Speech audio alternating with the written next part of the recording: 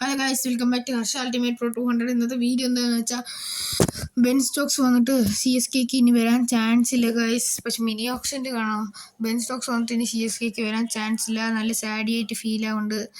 എന്താണ് Ben Stokes C S കെക്ക് ഇന്ന് റിലീസാക്കിയെന്ന് അറിയില്ല. പക്ഷെ സി എസ് കെക്ക് വരാൻ ചാൻസ് ഇല്ല.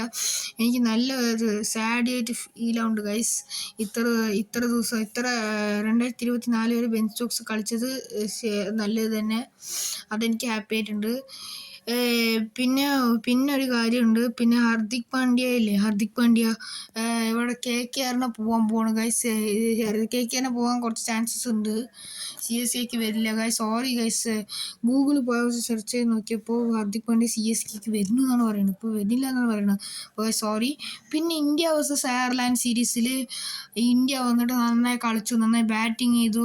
പക്ഷേ ഇത്ര കഷ്ടപ്പെട്ടിട്ടും Ireland back to back wickets എടുത്തിട്ട് കപ്പെടുത്തു. പിന്നെ guys back to back wickets കപ്പെടുത്തു. അപ്പോൾ ഗൈസ് ബൈ ബൈ. അടുത്ത വീഡിയോയിൽ കാണാം. See you later.